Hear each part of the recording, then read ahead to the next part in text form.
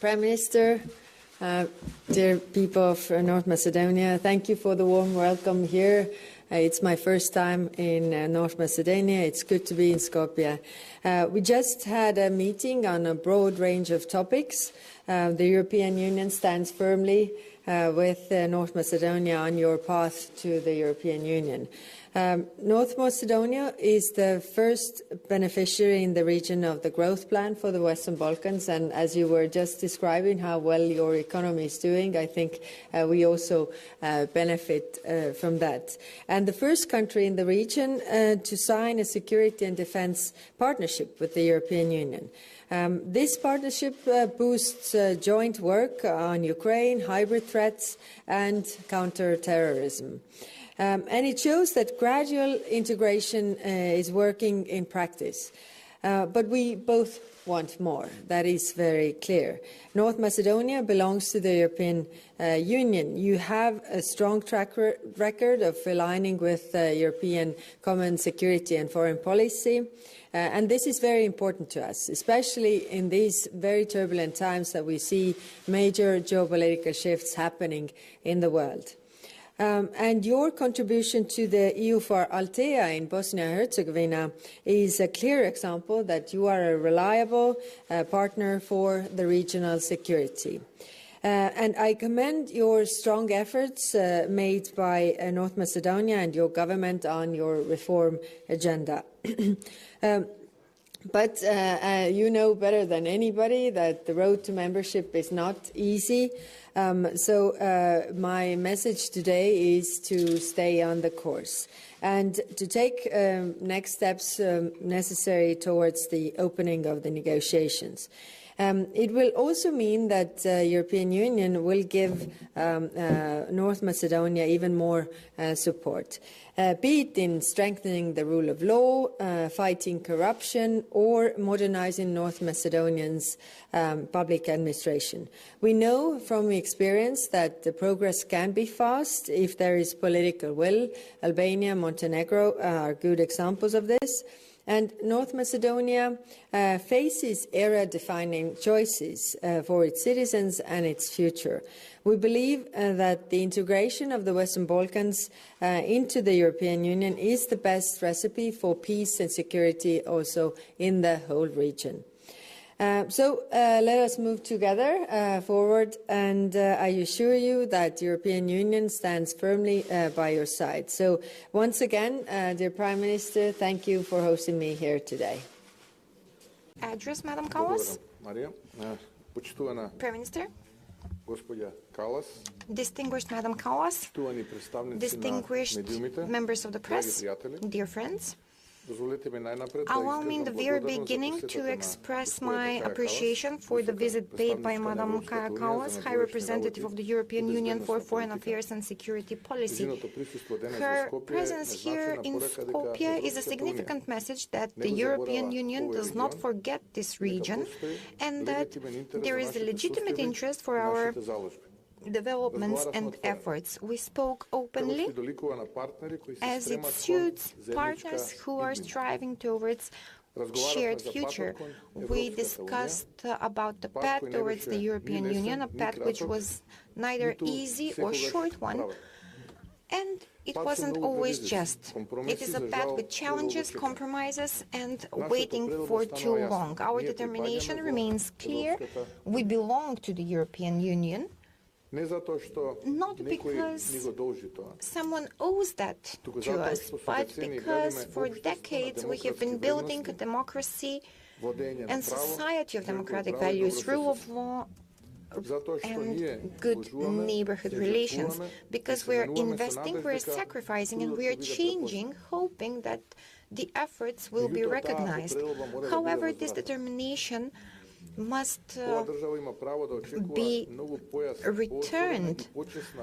We expect clearer confirmation from the Union itself because we will agree not all member states have always been acting in the European spirit. Dear friends, today in our talks I asked fair treatment I ask for consistency, for Europe to show leadership which will bring something valuable for the citizens. To restore the trust in the European idea, especially among the young people. I've been speaking about this not only as a politician, but also as a professor, someone who has been working with young people. Let's show that the European Union is not closed, but is a clear vision for all of us. It is a community of values, open for those who live those values. Today, not only we spoke about reforms, but we are living these reforms, and we're not doing this to receive the commendations, but because we believe that this is the real way. We believe in the European dream, but we want this dream to be available for everyone. That is why I welcome today's inauguration of the first dialogue for security and defense. This is not only a symbol, but it is a signal that we are moving in the same direction. The cooperation with the Balkan Medical Task Force and the support we receive in defense, health and youth policies are also steps which are of immense importance for us. Despite all challenges, I believe that the future is on our side. I believe in our citizens. I believe in their decisiveness, patience and maturity. I also believe in the vision of the European Union as a community that values principles, does not forget the contribution, and knows when it is high time to do the right step. Our hand is given for friendship, cooperation and partnership, but we will remain dignified with a clear message. We are ready. Europe can count on us. And now it is time for us to start counting on Europe. Let this meeting be another bridge of trust, understanding, and mutual future. Thank you. Thank you, President. Now we will take the questions from the press. Luca? Good day, Luca Andreev, TV21. I have a question to High Representative Kallas. The Macedonian government and Prime Minister yesterday said that they believe that the EU will find mechanisms to deblock our Euro-integrative process. What are the mechanisms of Brussels for final deblocking of this process? And another question arising from your speech, how much can non-integrated Western Balkan be a threat, a security threat? Thank you for your question. So first, it is clear that we want North Macedonia to really move on this path, and so we know that there are obstacles on the way, and we were discussing those as well to find really mechanisms to overcome these obstacles. So, of course, Prime Minister can explain his ideas better, but I think there is definitely room where we can operate. I wouldn't go into details. If we move on, then of course we will let also the press know. And what comes to the non-integration of Western Balkans, how big threat it is, then I think if we look at the big picture, the world, then we clearly see these different big powers shifting and tectonic shifts. So it is in our interest, if we look at the map, because Western Balkans are in Europe, that we are all fully integrated, because European Union is a peace project, and that is also, makes it possible to bring the tensions down in the Western Balkan regions. I think it is definitely a security issue as well. Thank you. Lepa. Good day, Lepa Jundava, TV24. Question for the Prime Minister. President Siljanovska a few days ago announced some talks with President Radev with the assistance of the President of the European Council, Costa. Do you plan as a government to join these talks? Did you discuss something with the President Siljanovska? Do you plan on initiating some meetings with the Bulgarian government? Again, another question about the mechanisms. Could you share some more details on that? Today we opened this topic as well with Madam Kaja Kallas. This topic started since the meeting and the visit when President Costa visited Macedonia during the Hague summit of NATO to have a meeting, bilateral meeting between the representatives from Macedonia and Bulgaria, because our president will be there, and that would be a great opportunity to hold a bilateral meeting attended by the president of the European Commission, as well, Madam von der Leyen, the president of the European Council, Mr. Antonio Costa, and of course the High Representative on Madam Kallas. We expanded this composition with the Secretary General of NATO and NATO's member states, such as the United States of America, so that we can share our arguments on this bilateral meeting. Because on one part we have one argument, on the other part we have other arguments, and we will all sit on a table and we can discuss. We accepted this. I don't know what the response from Bulgaria will be. We accepted this and we discussed this today with Madam Kallas, and we absolutely confirmed our determination to remain on this view and idea. We discussed with Madam Siljanovska. We will get ready the best we can, and I think that it would be good to have such a meeting, because we'll be able to share the arguments, especially on the margins of the NATO summit, because the previous question your colleague asked was focused on the security in the region. Being a NATO member state, we are reflecting security.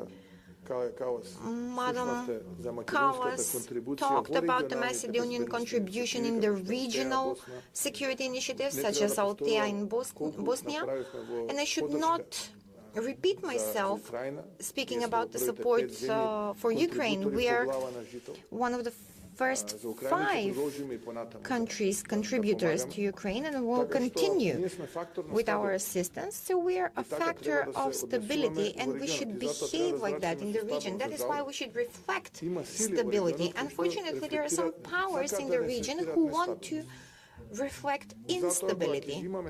And that is why when we will share all arguments on a bilateral meeting, that would be very good.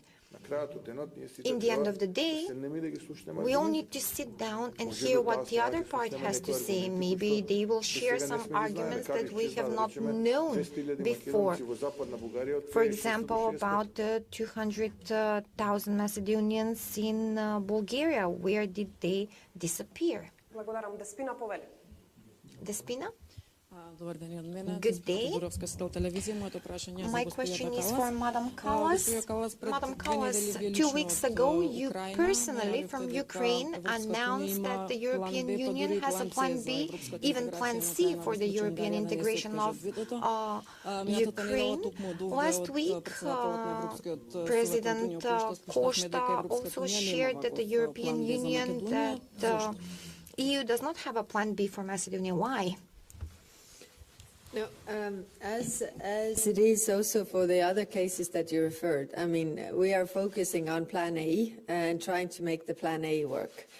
Because when you are taking already Plan B, then the Plan A is out of the question. So being very cryptical here, but what I want to say is that we still have hope that the Plan A works, and we are working for this. And if not, then we will move into next phase. Yes.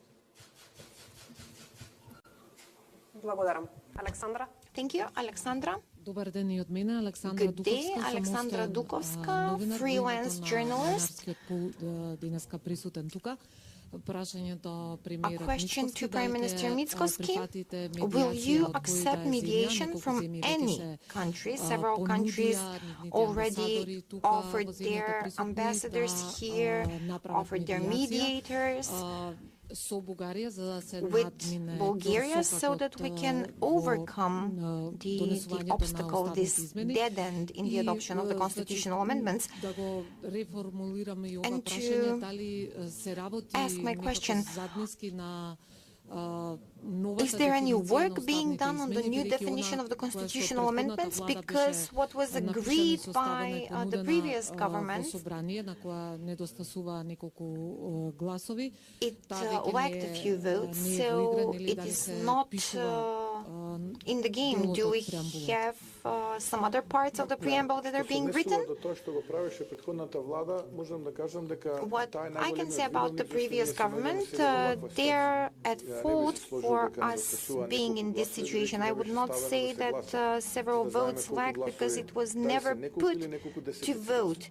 We don't know how many votes were missing. So, if we are pointing to someone to blame, then the then Prime Minister, Minister of Euro Integrations and Minister of Foreign Affairs, they are the ones who led the situation as it is today.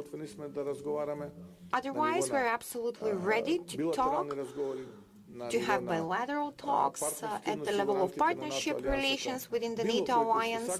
Anyone who wants to assist, we are ready to talk to them. We are ready to sit down and talk with anyone to accept certain mediation. If you heard my previous answer, I was very clear, very concise.